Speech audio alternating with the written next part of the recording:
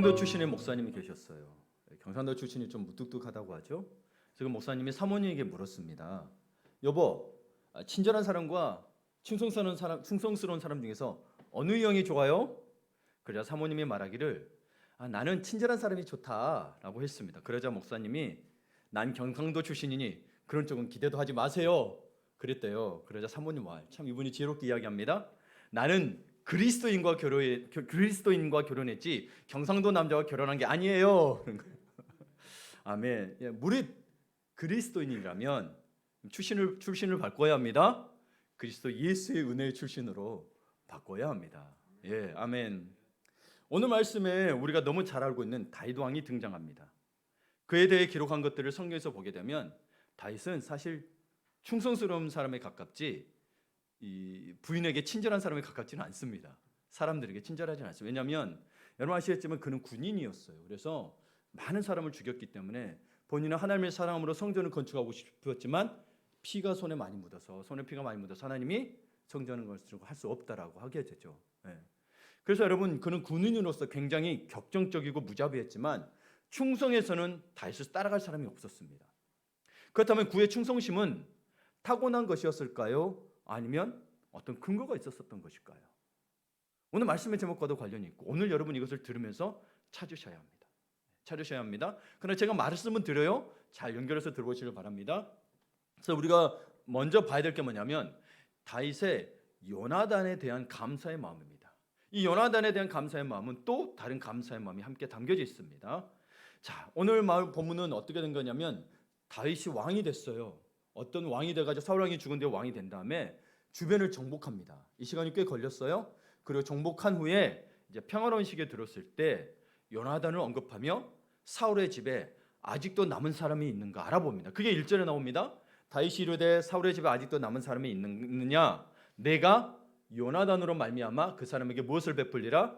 은총을 베풀리라 하니라 이야기합니다. 그러면서 누가 종 하나가 이야기합니다. 여기는 시바라고 나오죠. 요나단에게 아들이 하나가 있었다고 하는데 이름은 잘 모르겠고 이름도 몰라요. 3절 보니까 뭐로 등장하냐면 다리 저는 자로 등장합니다. 여러분 이 본문을 계속 쭉 읽다 보면 사무엘 9장을 읽다 보면 이 사람은 두 발 다 저는 자입니다. 두 발 다 장애가 있다는 거예요. 예. 다리 저는 자로 등장합니다. 그리고 그가 다윗 왕 앞에 나왔을 때 6절에 보게 되면 그때서 이름을 알게 됩니다. 무비보셋. 들어보셨어요? 네, 여러분이 다윗 왕이 아니니 못 들어봤겠죠, 그렇죠? 네. 근데 여러분 이 인물 무비보셋은 다윗 왕의 입장에서는 굳이 찾지 않아도 될 인물입니다. 이 표현이 여러분 뭐 찾아도 괜찮나 그게 아니고요. 찾아서 좋을 게 없다는 말이에요. 그런 인물이에요. 왜냐하면 무비보셋은 요나단의 아들이잖아요. 그럼 누구의 손자예요? 사울 왕의 손자예요. 예. 이스라엘의 왕이 될 뻔한 사람인 거예요. 그래서 실제로 여러분 나중에 다윗 왕 다음에 솔로몬이 되면 솔로몬은 모든 정적들을 제거합니다. 예, 다 우리나라 표현으로 숙청합니다. 예, 다 사울의 남은 잔당들을 다 숙청합니다. 그러니까 여러분 우리나라도 그렇지만 심지어 여러분 정통 왕가잖아요. 그러면 이게 다시 나라를 전복하고 다시 세울 수 있는 뚜렷한 명분이 돼요. 그게 없다 보면 어때? 우리나라 조선에도 보게 되면 나뭇잎에 뭐예요? 꿀을 발라놓고 벌레가 먹게 해서 마치 하늘의 계시처럼 이 사람이 왕이 되었습니다 하면서 이렇게 만들기도 하잖아요. 그게 없으면 계시라도 만드는 게 이 명분이 있어야 되는 거예요. 근데 이 사람은 명분이 너무 뚜렷해. 근데 이 사람은 왕이 될 뻔한 사람인데 그가 5살 되던 해에 블레셋의 침략을 받았어요, 이스라엘이. 그래 그 전쟁에서 이 무비보셋의 아버지 요나단도 죽고 요나단의 형제들인 삼촌들도 다 죽는 거예요.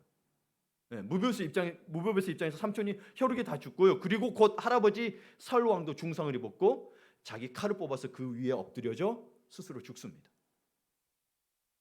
그 전쟁 난리 중 유모가 5살 난 무비보셋을 안고 도망가다 그만 부주의로 떨어뜨려서 다리를 저는 불구가 됩니다. 그런 불구의 몸으로 산속에서 약 30년 가까이 숨어 지냈던 겁니다. 한 25년, 28년 정도 되는 것 같아요. 그럼 불구이지만 뭐예요? 무비보셋은 왕손이란 말이에요. 그러니까 다윗은 그를 볼 때 왕의 혈통을 떠나서 두 가지 마음을 떠올랐을 거예요. 두 가지 마음. 첫째, 자신에게 열심히 하프를 키고 있는데 뭐예요?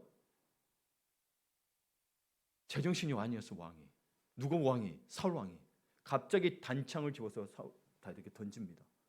얼마나 끔찍해요, 여러분. 깜짝 놀라요. 아까 마이크 펑 한 것처럼 그보다 더 놀랐을 거예요. 벽에 창이 탁 바뀌어가지고 팍 떨렸을 거예요. 그럴까지도 좋습니다. 근데 계속해서 쫓아다닙니다. 그래서 여러분 아시죠? 아둘람 굴에 있었는데 이때 600명 정도의 사람이 같이 모였는데 이들은 배고픔에도 시달렸어요. 그래서 제사장 안 되는 거, 제사장만 먹을 수 있는 것들 진선병까지 먹게 되죠. 네. 그렇게 배고픔에 시달렸습니다. 그러니 여러분 얼마나 끔찍합니까? 그 쫓아다니는 시간도 꽤 돼요. 그렇게 괴롭히던 사울의 모습이 협쳐 보였을 거라는 거죠. 와, 여러분 다른 건 몰라도 이건 못 잊죠, 그렇죠? 원수를 잊으면 안 되죠. 네. 또 하나는 무비보셋의 아버지였던 요나단의 모습이 보였어요. 다윗 왕이 가장 힘들었을 때 자신을 도와주었던 절친 요나단. 절친이지만 형입니다. 네. 요나단. 아버지는 죽이려고 하는데 요나단은 다윗을 피하게 도와주고 미리 알려줘서 피하게도 하고 도와줍니다. 여러분 이 모습을 보면서 무비보셋에 담겨져 있는 사울 왕과 요나단의 모습을 보면서 어쩌면 우리의 모든 인간 관계가 이 둘이 섞여 있는 건 아닐까 생각해 봅니다. 뭐 다른 사람으로 치더라도 옆에 있는 남편이나 아내도 봐보세요. 사랑스럽고 고맙기만 한 남편의 모습에 요나단과 같은 모습만 있나요? 대체로 아닐 거예요, 그렇죠? 남편에게서 사울 왕과 같이 원수처럼 여겨지는 때도 있을 것입니다. 나를 왜 이렇게 괴롭혀가지고 말이야? 물 한 번 안 묻혀주게 했다더니 그냥 말이야. 부부는 상대가 그렇게 고마운 존재이면서도 한편으로는 내게 이렇게 큰 상처를 준 사람이 세상에 없다는 거예요. 예. 가까이 있는 사람들에도 뭐요? 벌써 사울 왕과 연화되는 모습이 겹쳐 보이는 거죠. 자, 여러분 다윗의 입장에서도 그렇게 볼 수 있습니다. 그러면 오늘 또 이 등장하는 무비보셋은 사실 상관이 없잖아요. 그것과 무비보셋은 어떠한가요? 다윗 왕은 그렇게 볼 수 있으나 무비보셋은 전혀 몰라요. 어렵거든요. 예.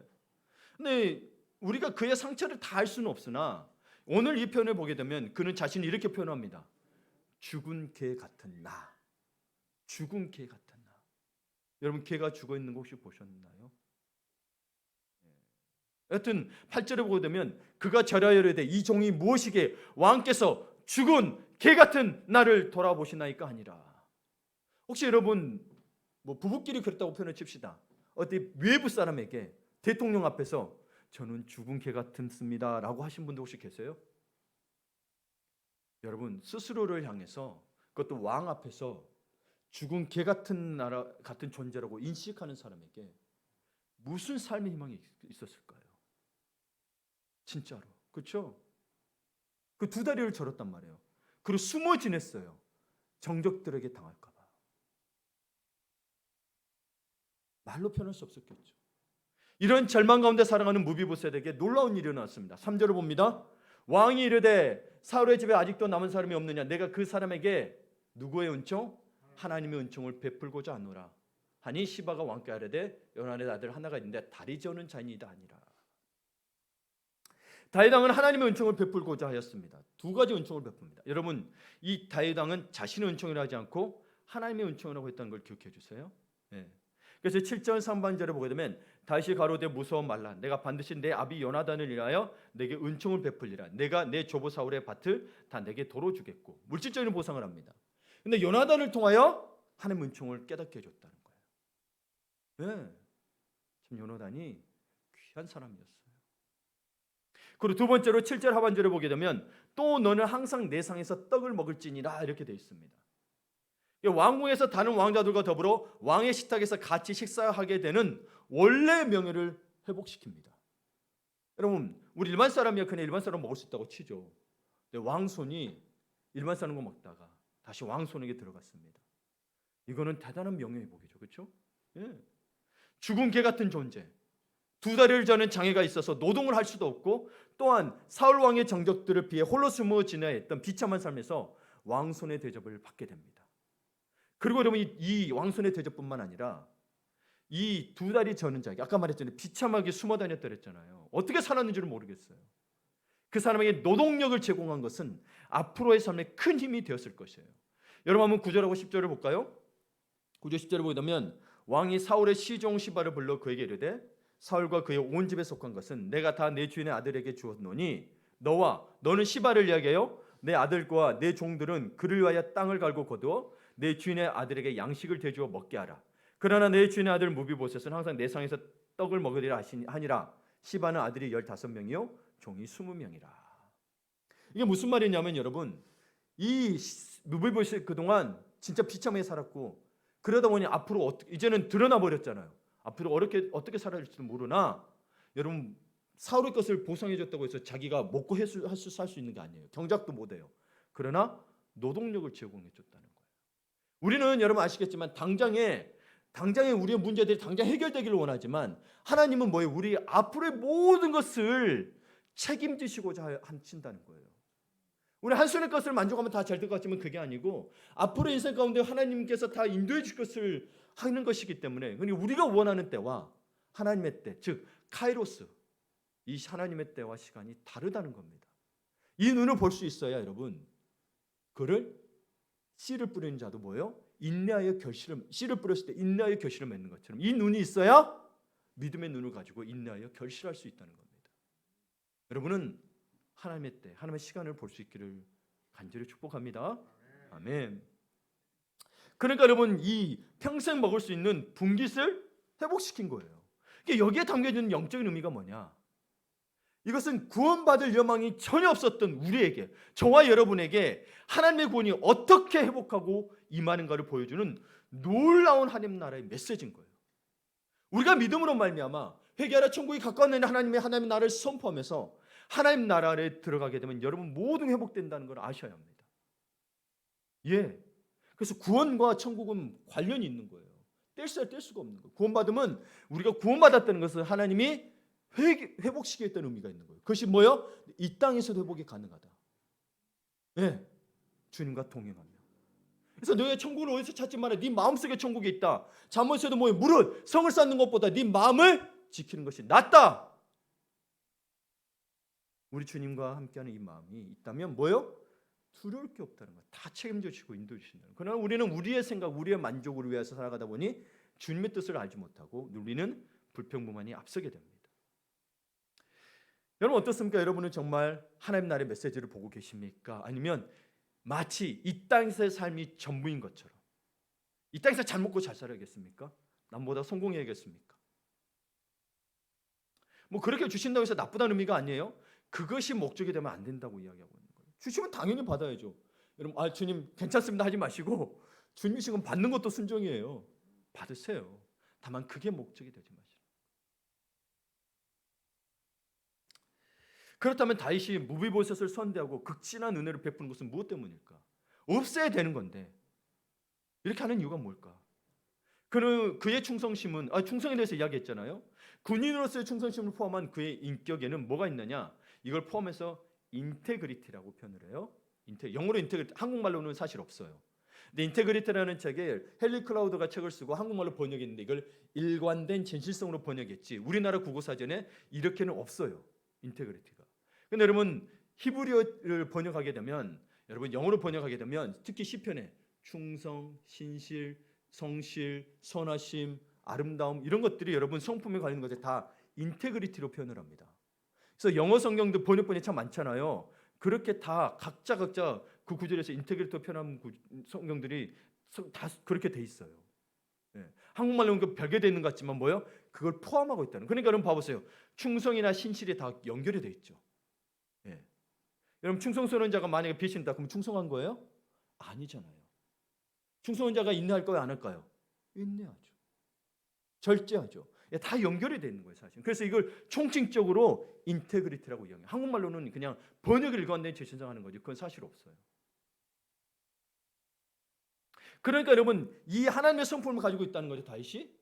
그러니 그가 그럴 수 있었던 것은 무엇 때문이냐? 여호와 하나님의 은혜 마음이 그에게 있었기 때문이라는 거죠. 여호와 하나님의 마음이. 그러니까 여러분 뭐예요? 내가 하나님의 은총을 베풀리라 그랬죠. 그러니까 여러분 은총이라는 것은 뭐냐면은 이 높은 사람이 이 자기의 아래 있는 사람에게 베푸는 것을 은총이라는 거예요. 그러니까 우리는 받았으니 은혜, 같은 말, 은총과 은혜가 같은 말이에요. 같은 말이에요. 근데 은총이 굉장히 고상한 말인 거예요. 사실은 인간이 쓰기에는 참 귀한 이름인데 누가 쓰고 있죠? 그러니 그 은총에 합당한 이름을 살아야 될 줄 믿습니다. 은혜보다 사실 더 한국말적인 의미에서는 귀한 단어인 거예요. 네. 그래서 여러분 1절에 보게 되면 내가 요나단을 생각하면서 무비보셋에게 은총을 베풀려. 그러니까 왕이니까 뭐예요? 무비보셋에 은총을 베푸는 거죠. 무비보셋에게서 사울의 모습이 계속 보였다면 다윗은 그의 생명을 없앴을 거예요. 이놈이 언젠가 나를 뒤집고 왕으로 다시 차지하려고 할 거야. 그러나 그 모습을 보지 않냐고 요나단의 모습을 보고서 은총을 베풀었다는 겁니다. 아멘입니다. 이는 하나님 마음에 합한 사람 다윗 왕의 마음에 여호와 하나님의 은혜를 받은 것들이 떠올랐다는 거예요. 요나단을 통하여 받은 것들이. 네, 참 귀한 거예요. 그래서 지금 왕이 되어 정치인으로서 정적인 사울 왕의 집안 사람에게 은혜를 베푸는 것은 여러분 사실 쉬운 일이 아니에요. 분명히 반대자가 있어요. 아시겠지만 여러분 압살롬을 또 쫓았을 때, 만약에 압살롬 쫓았을 때 요압 장군 보고 압살롬을 죽이지 말아야 했는데 죽여버려요. 요압이 군대 장관이었거든요. 그리고 다윗 편에 있는 용사였어요. 그 정치적인 것은 여러분 반대하는 자들이 반드시 있어요. 쉬운 일이었을까요? 아니에요. 그런데 그는 그것들을 물리치고 뭐요? 요나단과 언약을 했어요. 내가 돌보겠다고 약속을 합니다. 그렇게 됐을 때. 근데 그렇게 하시는 것은 단순히 언약 때문일까요? 사랑하기 때문에 지키죠. 네, 사랑이 없으면 여러분 그 사람과 약속, 남하고 그 사람 아는 거, 그 사람 죽어버렸어. 내가 그 자손도 책임질 필요 있어요? 아니, 잊어버리면 그만이잖아요. 나만 알고 있는 건데. 사랑하니까 그 마음에 그 언약이 떠오르고 그것이 기초가 되어서 정치적 정적이지만 무비보셋을 완전하게 회복시켜 줍니다. 이 하나님 은혜가 얼마나 큰지 여러분 인간의 은혜보다 더 큽니다. 네. 그래서 여러분 예수님의 제자 중에 여러분 봐야 될 두 제자가 있는데요. 하나는 레위 마태와 가나나인 시몬입니다. 레위 마태는 여러분 유대인으로 따지면 매국노입니다. 그리고 가나나인 시몬은 열심당원입니다. 열심당원이 뭔 줄 아세요? 어쌔신입니다. 암살단이에요. 그런 사람들 죽여요. 찾아가서 세리장 죽이다든지 로마의 고급 관졸도 죽인다. 이런 사람들이에요. 근데 두 사람이 예수님이 12제자가 됐어요. 하나님 은혜가 놀랐습니다. 우리가 말뿐인 게 아니고 정말 그 은혜 안에 가면 그 은혜가 작동을 하는 거예요. 내가 받은 은혜가 크니까. 그러니까 이를 통해 하나님이 우리를 구원하시는 것도 결국은 두 가지에 근거합니다. 우리를 사랑하시고 그리고 우리에게 말씀하셨기 때문에. 우리를 사랑하시니까 약속을 맺으신 거지. 여러분 사랑하지 않으면 저 사람하고 약속을 맺겠어요? 여러분 지나가는 사람하고 약속 맺겠어요? 아무 모르는 사람 안 된다니까요. 뭔가 사랑이라도 이런 것들이 있어야 되는 거예요. 결국 하나님은 우리에게 그 언약의 사랑하시고 언약의 말씀하셨다는 것은 그리고 그것을 끝까지 지키시는 것은 그분이 인테그리티 하신 분이라는 거잖아요. 그 성실하심, 그 신실하심이 하나님의 성품이며 그 인테그리티가 하나님의 언약과 사랑에 고스란히 드러나고 있다는 거예요. 그래서 여러분 제가 기도할 때도 늘 하나님을 좀 알아야 합니다. 하나님의 성품을 알아야 여러분 그것을 근거하며 이야기하면 기도하면 여러분 백발백중입니다. 하나님을 먼저 알아야 기도해야 돼요. 하나님 이런 분이시냐라고 따지면 여러분 그걸 못합니다. 하나님 저 사람 해주고 나는 안 해주고 그러면 그게 안 돼요. 하나님 이런 분이시잖아요. 왜 말해? 하나님은 신실하신 분, 인테그리티 하신 분이기 때문에 거기에 꼼짝 못 하시면 본인이 하신 말씀은 반드시 지켜야 되거든요. 그게 하나님의 약점이에요. 그러니까 하나님을 알면 물론 약점이라고 표현하기가 그렇죠. 사실 은혜죠. 우리 입장에서 은혜인데 우리가 좀 교묘하게 간교하게 표현을 약점이라고 표현 이러면 안 되는데 그렇죠. 참. 그래서 그런 사람들 많죠. 죄 짓고 회개하면 된다. 이게 악용하는 거예요. 그러면 안 되죠. 회개하면 용서해 주는 분이니 그러니 너무 감사해서 죄를 안 짓도록 해야지. 그러면 안 된다는 거예요.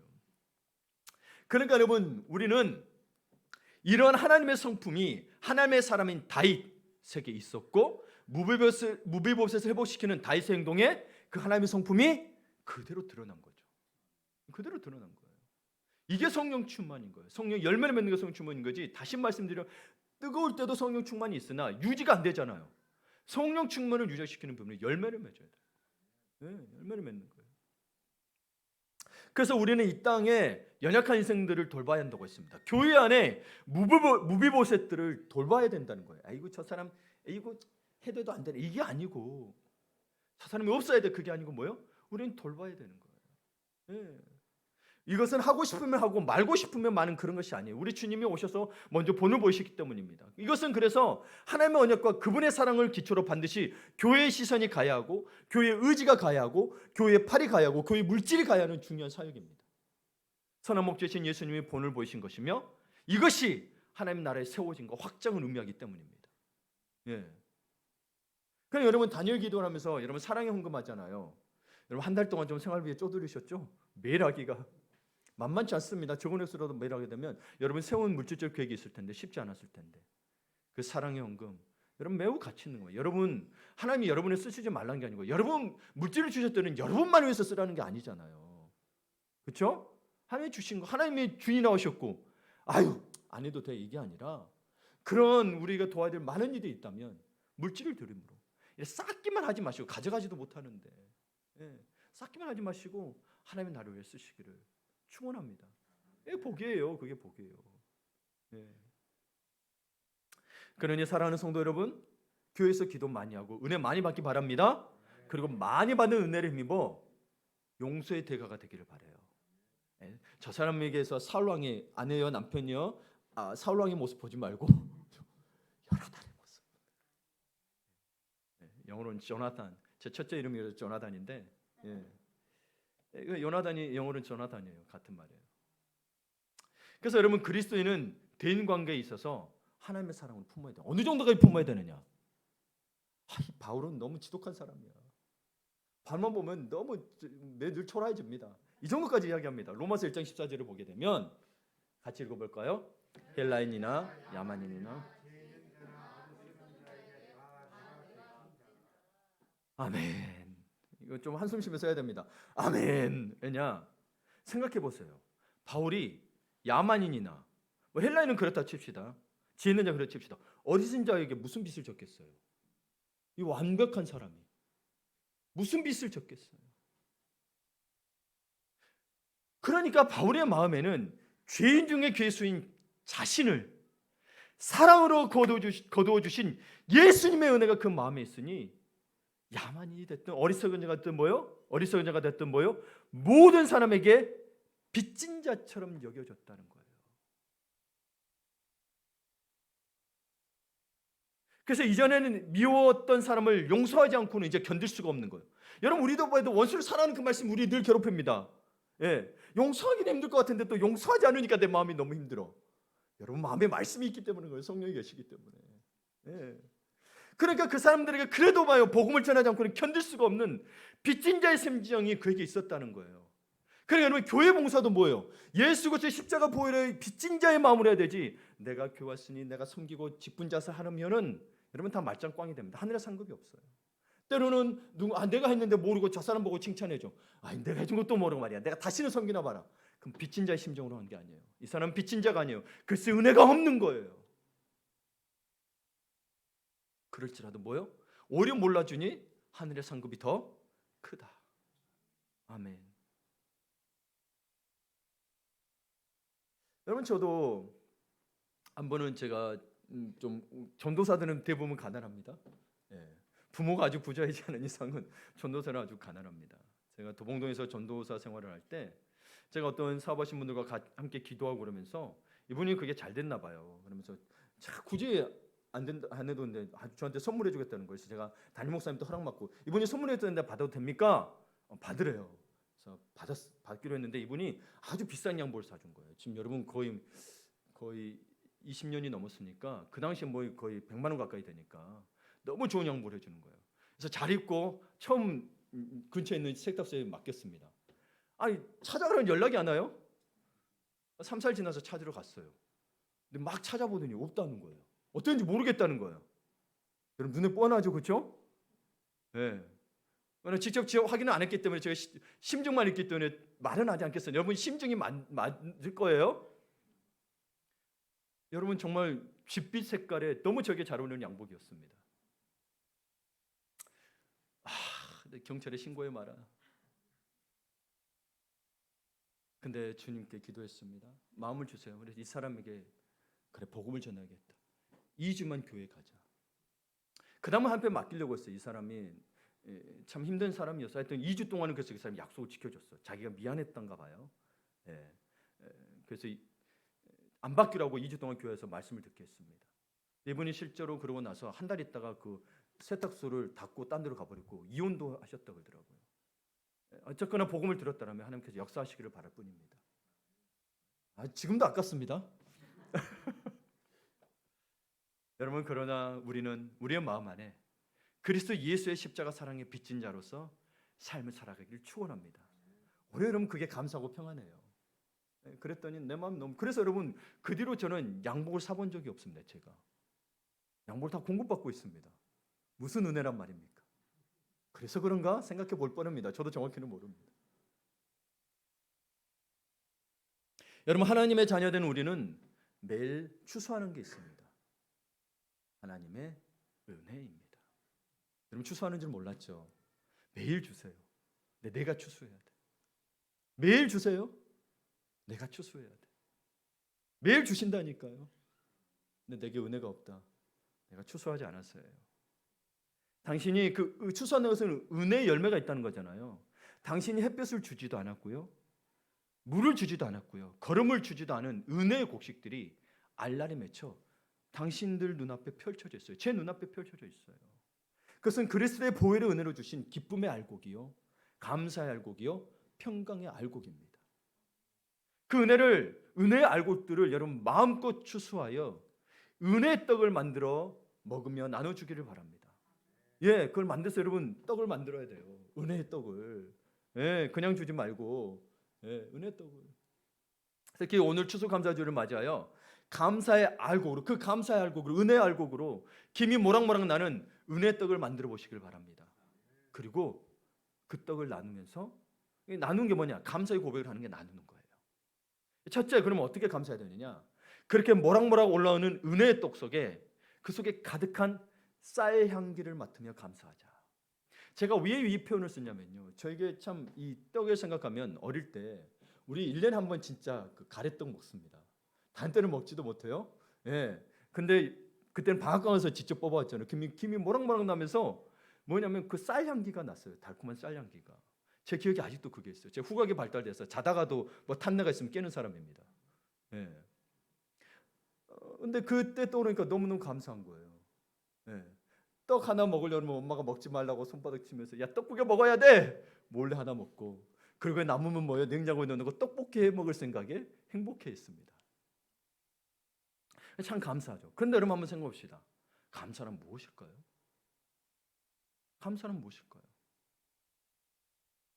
여러분 감사라는 것은 믿는 자나 믿지 않는 자도 똑같은 말입니다. 우리는 감사의 제목이 더 큰 제목이 있는 건데 감사의 본질은 같을 수도 있습니다. 옥스퍼드 영어 사전에 이 thanks, gratitude에 대한 감사를 이렇게 정의합니다. 고마워하는 특성이나 상태, 호의에 보답하려는 의도를 말합니다. 여러분 이거 좀 제가 말하지만 여러분 어려울 수 있어요. 이게 무슨 말이냐면 내가 고마워하는 상태가 됐다는 거예요. 누군가가 호의를 베풀어 줬기 때문에 내가 그거에 감사해서 다시 보답하려는 게 감사라고 되어 있습니다. 그럼 여기서 이 감사를 하게 되는 한다는 것은 뭐예요? 내가 그 호의에 대해서 뭐예요? 받은 게 있으니 나도 행복함을 나누고 싶은 거죠. 진정한 감사는 보답하려는 의도가 있다는 거예요. 왜냐? 그 사람의 준 거가 감사하기 때문에. 그래서 감사는 내가 아닌 다른 사람을 향한 감정입니다. 감사는 반드시 다른 사람을 향한 감정입니다. 우리도 여러분 하나님 은혜에 대해서 감사한데 나한테 감사해요? 하나님께 감사해요? 감사해요. 하나님께 감사하는 거죠. 내가 하나님 은혜를 받아서 나한테 감사해? 그게 아니란 말이에요. 그래서 여러분 감사는 겸손을 수반해야 합니다. 이것은 무슨 은혜냐? 겸손을 수반한다는 의미를 또 잘 아셔야 되는 게 뭐냐면 다른 사람의 도움이 없이는 지금의 나도 없었을 것이라는 인식이 있어야 합니다. 자녀는 부모가 없으면 내가 지금까지 있을 수 없다는 걸 인식해야 됩니다. 부모 또한 마찬가지죠. 부부끼리도 마찬가지. 배우자끼리 없었다면 지금의 나도 없었을 걸 인식해야 됩니다. 교회도 마찬가지입니다. 저 장로님이 없었다면, 권사님이 없었다면, 목사님이 없었다면, 집사님이 없었다면. 이걸 잊지 마세요. 감사는 반드시 여러분 다른 사람을 향한 감정입니다. 그걸 놓치지 마세요. 그래서 여러분 보게 되면 다른 사람의 감정이 없으면 우리 가끔 뭐 TV 보면 그래요. 이렇게 글이 자막이 오더라고. 영혼 1도 없다고. 말로만. 영혼 1도 없는 감사는 진짜 감사가 아니라. 둘째, 어떻게 감사하냐? 쫀득떡을 보면 이 가래떡 처음에 보면 쫀득쫀득하죠. 쫀득쫀득한 식감에 이 먹으면 쌀에 계속 씹다 보면 쌀에 달콤한 맛이 납니다. 단맛이 나요. 그래서 이 달콤한 떡 맛이 나는 내 주변 사람들이 있다는 거예요. 그 사람의 돈과 사랑이 그것이란 그 떡 맛이라는 거예요. 여러분 왜 이 편까지 쓰게 되냐? 감사는요, 여러분 감정의 영역이 아니에요. 감사는 생각의 영역이에요.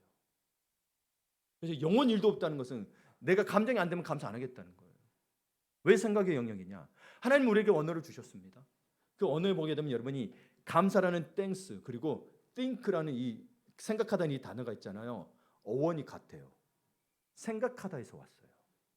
감사도 그래서 무엇에 대한 것인지 왜 감사한 것인지에 대한 생각으로 감사를 해야 진짜 감사라는 거예요. 그래서 여러분 근대의 저명한 마르틴 하이데거는 종종 이렇게 말했습니다. 데카르트는 생각한다, 고로 존재한다 그랬잖아요. 데카르트. 근데 마르틴 하이데거는 생각한다는 것은 감사한다는 것이다라고 이야기했습니다. 여러분 이게 왜 이제 예전에 이걸 보면서 이해를 못했어요. 생각하는 감사 왜 그러냐 이해를 못했는데 감사의 근원이 생각하는 것에서 왔기 때문에 생각하지 않으면 감사가 아니라는 거예요. 어느 아주 늦은 가을날 한 번은 제 차에 여러 명이 타고서 저희 집 아파트에 있는 좁은 길을 지나고 있었습니다. 그 도로 양옆에는 은행나무가 다 세워져 있어요. 그리고 노란 은행잎이 가득했습니다. 저는 늘 자주 다니는 길임에도 불구하고 한 번도 그렇게 말한 적이 없는데 어느 한 분이 차 안에 있나 어느 한 분이 이렇게 합니다. 우와 이 거리 참 예쁘다. 노란 은행잎이 어찌 그리도 예쁠까?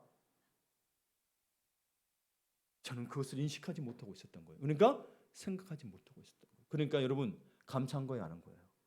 안 한 거예요. 그래서 감사하는 마음은요 어떤 거냐면 이거는 감사는 무엇인가 대하지 않는데 논문을 읽었거든요. 이걸 감사 때문에 읽었는데 논문도 있어요. 그 논문에 보게 되면 감사하는 마음은 스스로가 어떤 좋은 일에 수혜자가 되었음을 인식한다는 뜻이더라고요. 인식한다고. 수혜자가 뭐예요? 좋은 것을 받은 은혜를 받은 사람을 말해요. 그러니까 내가 뭐예요? 저 색깔 이쁜 걸 받았네. 우와 이쁘다라고 받은 거예요. 자기 그 은혜 이 수혜를 받은 거예요. 그걸 인식한 거예요. 나는 인식하겠어요? 안 했어요? 안 했던 거예요. 차만 운전했지. 가다가 저기 공사하고 있어. 왜 공사하고 있어? 좀 피해 가야 되나 이러고 있는데. 참, 그렇죠? 그래서 여러분 진정한 감사가 없었다는 거죠, 저에게도. 제가 건네는 감사의 말은 쫀득쫀득했을지는 몰라도 달콤하지는 못했다라는 거예요. 맛이 없었다는 거예요. 맛이 없다. 맛이 들어있지를 못했다라는 거예요. 너무 심심한 떡이었던 거예요. 그러니까 그 논문에 또 보게 되니까 감사는 무엇이냐? 상대의 호의에 대해 피상적인 고마움을 넘어서 감사를 통해 삶을 변화시키기 위해서 깨달음이 수반되어야 한다. 여러분 논문은 좀 어렵습니다. 있는 게 근데 제가 좀 풀어드릴게요. 그러니까 상대방의 호의에 대해서 여러분 그냥 단순히 그냥 좋은 일 했네 고마워 이 정도 수준이 아니라 그것을 통해서 왔을 때 내 삶을 뭔가 변화시키는 깨달음이 있어야 그 깨달음부터 나오는 게 그거야 감사가 진짜 감사라는 거예요. 그러니까 깨닫는 것은 거기에 계속 설명하기를 깨닫는다는 것은 어떤 대상을 과거에 생각하던 것과는 다른 식으로 받아들인다는 뜻인 거예요. 예전에는 그냥 자녀에게 아내에게 남편에게 그냥 고마워했는데 그냥 고마워하는 것 말고 뭐예요? 왜 고마워하는지를 이야기해 주는 게 좋습니다. 저는 쌍둥이가 있잖아요. 그러면 쌍둥이가 같은 학년이다 보니까 만들기를 같이 해와요. 그러면 다르잖아요. 잘했어, 잘했어. 이걸로 끝이면 저는 사랑이 아니라고 생각해요. 네. 그래서 어떤 애냐? 이 안이 이걸 만들었어. 너 이 색깔을 참 이렇게 해서 썼네. 너무 예쁘다. 참 잘했어. 얘는 더 꼼꼼하게 더 형태를 만들었어요. 그러니까 뭐요? 야, 너는 어떻게 솜씨가 좋니? 이렇게 야, 아빠도 이렇게까지 못해. 아빠는 다 찢어져. 이렇게 설명을 해줍니다. 그러면 아이가 이렇게 만족함을 갑니다. 제가 한 번은 영상을 하나 보게 됐어요.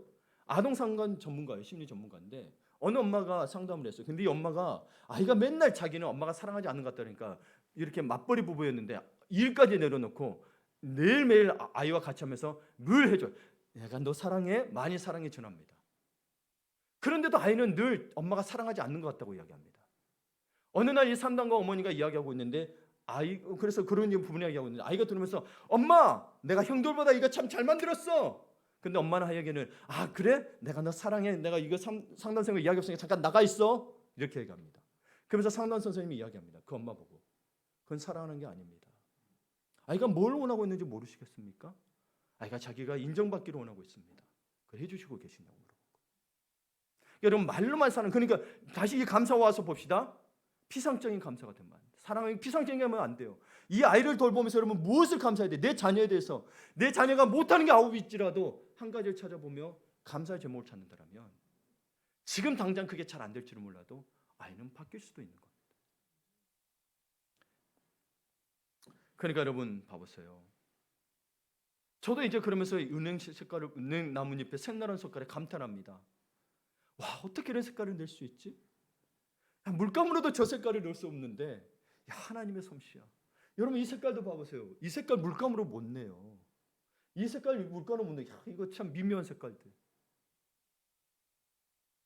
그냥 밟고 지나갈 은행잎에서 이런 것을 보게 하니까 뭐예요? 감사하니까 뭐가 나오는 줄 아세요? 기쁨이 나옵니다. 진짜 감사가 돼야 기쁨입니다. 진짜 감사가 안 되면 뭐예요? 억울해요. 감사해도 억울해. 야, 내가 어떤 거 보자. 내가 그래도 여러분 그래도 하십시오. 예수 이름으로 내가 참는다. 이것부터 시작하셔야 됩니다. 그냥 참지 마시고 예수의 이름으로 참기를 바라요. 나는 못 참는 사람이에요, 여러분. 여러분 누구도 못 참는 사람입니다.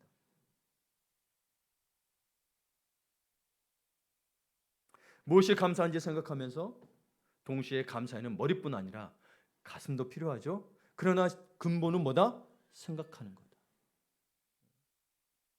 그래서 사람은 무엇인가 얻은 이익이 있으면 감사를 표하라는 마음이 강합니다.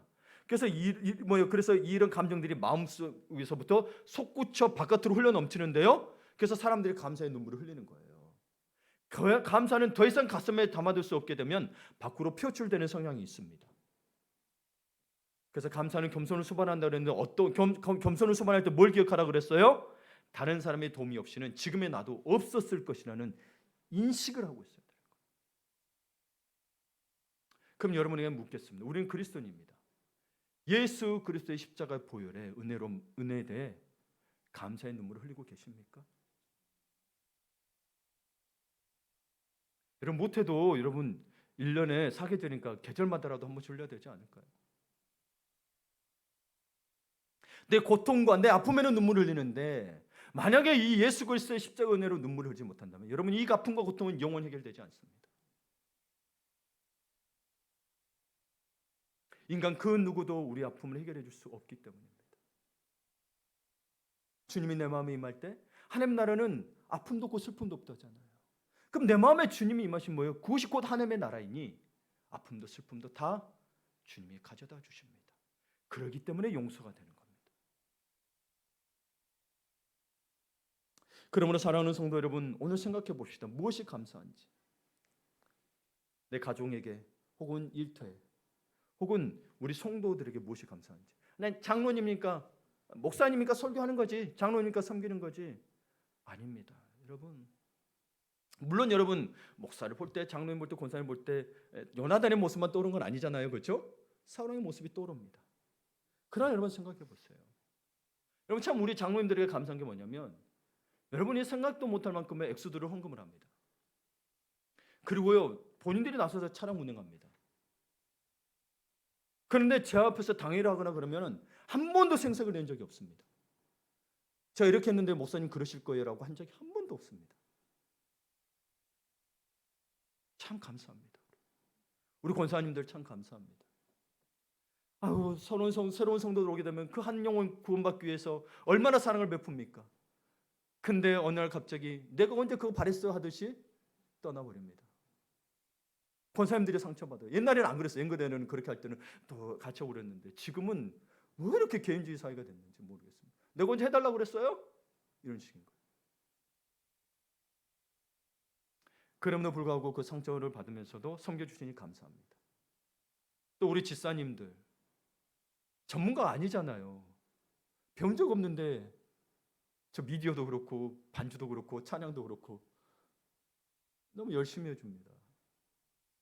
참 감사합니다. 또 아직은 예수가 누군지는 모르지만 늘 오셔서 함께 예배하고 같이 챙겨주신 여러분들에게도 또 감사합니다. 예. 우리 중학생 1학년인데도 불구하고 어린 예배 참석 힘들 텐데 참석해 주시니 감사합니다. 예. 여러분이 그래서 이따 예배 끝나고 우리 성도들에 가서 그냥 감사, 옆에 있어요 감사, 이 정도를 넘어서서 무엇 때문에 감사한지 정말 그 깨달음이 수반돼야 된다 그랬어요. 그럼 여러분 느껴지잖아요, 그렇죠? 예. 그래서 저는 이 감사가 그런 게 느껴져야 저도 감사로 생각하는 사람이었어요. 그 아동 영상을 나는 그런 사람이었다는 걸 저도 알게 됐어요. 특히 남자들이 그게 강합니다, 남자애들이. 예. 셋째, 새하얀 떡에 달라붙은 고소한 고물들이 있잖아요. 이게 떡의 감칠맛을 더해줍니다. 그런 떡을 나눌 나의 무비보셋이 누구인지 여러분 주님께 물어보고 돌아봐야 합니다. 예. 이 감사와 관련된 신학 용어가 있어요. 그게 은총이라는 거예요. 감사와 관련돼서. 예, 아까 말했죠. 은총은 높은 사람에게서 받는 특별한 은혜와 사랑을 말한다고. 우리는 받았으니 은혜다. 예. 그 은총을 느끼면 자연히 감사의 마음이 우러납니다. 그래서 감사는 참 중요합니다. 그래서 20세기 초에 저명한 사회학자 게오르크 지멜은 이런 말을 했습니다. 모든 감사 활동이 사라진다면 사회는, 우리가 사는 사회는 적어도 우리가 아는 사회는 와해되어 버릴 것이라고 했습니다. 이게 무슨 말이냐면 인간은 사회적 동물이에요. 그렇죠? 또한 사회적 동물이라는 의미는 뭐가 담겨 있느냐? 관계적 동물이라는 의미가 담겨져 있는데, 이런 인간이 다른 사람과 제대로 관계를 맺으려면 감사가 필요하다는 것입니다. 여러분 감사가 없이 살아보세요. 저 사람 나와 아무 상관이 없어요. 그냥 뭐 일 때문에만 만나는 사람인 거예요. 사회는 와야 된대요. 와야 된대요. 한번 감사 없는 인간관계를 상상해 보세요. 내가 감사가 없는 생활을 하면요, 뭐가 일어나는 줄 아세요? 내 마음에 뭐가 드러나는 줄 아세요? 분노, 질투, 반항, 비통함 같은 감정이 우리를 행복하지 못하게 합니다. 그러니까 역으로 생각해 보세요. 이런 해악으로부터 방어복 역할을 해주는 게 뭐다? 바로 감사다. 이거로부터 지켜주는 게 감사예요. 여러분 생각해 보세요. 여러분 우리 사춘기 때 생각해보세요. 이 사춘기 때는 뭐예요? 뭐가 가장 많아요? 불평, 불만이 많죠. 아직도 사춘기 분들이 꽤 있는 것 같아요. 네. 감사가 없어요. 아무리 잘해줘도 부모는 생각해서 뭐해서 맛있는 반찬을 넣어줘, 도시락 싸줘도, 가서 옷 하나 사줘도 없어. 뭐 이런 거 사주냐고 그래요. 그리고 잘 입고 다니면서. 네. 봐보세요. 감사가 없으면 그 마음속에는 분노와 반항심이 가득합니다. 그래서 여러분 사춘기라는 건 세상에 만들어내는 거지만 사실 영적으로는 뭐예요? 이 아이가 감사가 없어서 그런 거예요. 그래서 여러분 어릴 때부터 감사하기를 가르치라고 돼 있어요. 뭘 주면은 아유 그만 하겠지가 아니에요. 어릴 때부터 감사합니다. 어른들에게 감사합니다. 시키셔야 돼요. 안 그러면 혼내기도 하시고. 그래야 아이가 나중에 삶이 행복해져요. 정말 아이가 행복하기를 바란다면 아이고 너 기죽지 말고 그래 내가 마음껏 다 줄 테니까 부족함 없이 살아라가 이게 아니라 감사하는 마음을 길러주셔야 되는 거예요.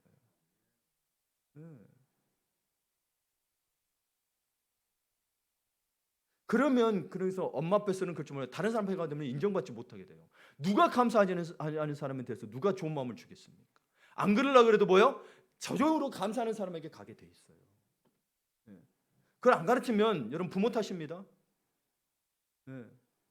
기독교인의 신앙생활 중에서 감사는 매우 중요한 거예요. 왜? 하나님의 뜻이기 때문에. 그래서 실제로 여러분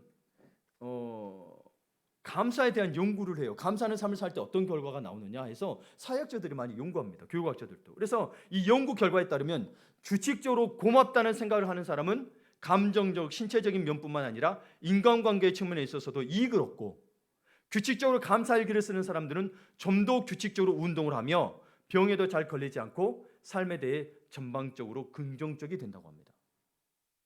물론 여러분 보세요. 훨씬 더 그러지 않은 사람보다 훨씬 행복한 삶을 산다고 이야기가 돼요. 그래서 여러분 이 감사에 대해서 생각하면서 이 논문에서도 있고 이렇게 글을 보다 보니까 다른 자료들을 보다 보니까 빌립보서 4장에 갑자기 성령께서 마음에 떠오르게 하신 거예요. 함께 읽습니다. 나는 비천에 처할 줄도 알고 풍부에 처할 줄도 알아 모든 일 곧 배부름과 배고픔과 풍부와 궁핍에도 처할 줄 아는 일체의 비결을 배웠노라. 내게 능력 주시는 자 안에서 내가 모든 것을 할 수 있느니라. 아멘. 자 여러분 일체의 비결이 뭐예요? 내가 일체의 비결에서 생각해 보셨어요? 이게 뭐냐는 거예요. 내가 풍부에 처할지도 알고 가난에 처할지도 궁핍에 처할지도 알고 풍부에 처하는 이 일치의 비결이 뭐냐는 거예요. 지금까지 이야기한 바이 뭐니까 뭐인 것 같아요? 감사. 일치의 비결이 감사. 그러니까 감사하는 자는 뭐예요? 능력 주시는 자 안에서 모든 것을 할 수 있다는 거예요. 감사하니까 세상이 실패라고 하는 것도 감사가 되니까 뭐예요? 성공이 돼버리는 거예요. 하나님이 그런 자에게 은혜와 복을 더해 주시다는 거예요. 놀랍죠. 근데 한순간에 이루어진 게 아니고 아까도 이야기했죠. 뭐요? 우리 미래 끝까지 다 책임져 주시는 분이기 때문에 놀랍습니다. 이거를 딱 감사가 길체 비결이라고 주시면서 참 그런 거예요. 그러면서 여러분 그 감사에 대한 그 논문에 또 보게 되면 이런 말이 있는 거예요. 감사는 삶을 보다 풍요롭게 만드는 신비한 힘이 있다. 뭔 줄 모르는데 옆에 논문도 신비한 힘이 있다라고 돼요. 일체의 비결이거든요. 우리는 그리스도인 그 힘이 무엇인 줄 알죠. 감사는 우리를 향하신 누구의 뜻이기 때문에 하나님의 뜻이기 때문이에요. 하나님의 뜻은 반드시 실행이 된다는 거예요. 그래 데살로니가전서 5장 18절을 보면 범사에 감사하라. 이것이 그리스도 예수 안에서 누구를 향하신? 당신을 향하신 누구의 뜻? 하나님의 뜻입니다.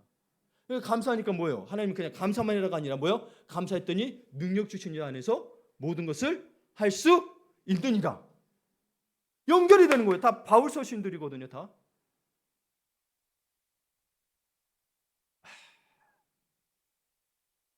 내 양복을 잊어버렸지만 감사했거든요. 그 영혼의 복음을 전할 수 있어서. 지금도 아쉬운 마음이 좀 있긴 것 같기도 하고. 그러니까 여러분 나에게 은혜를 베푼 사람만 돌아볼 것이 아니라 내 주변에 무비보셋과 같이 내가 받을 은혜를 베풀 사람이 누군가를 찾아보시길 바래요. 원래는 우리가 무비보셋이었지만 뭐요?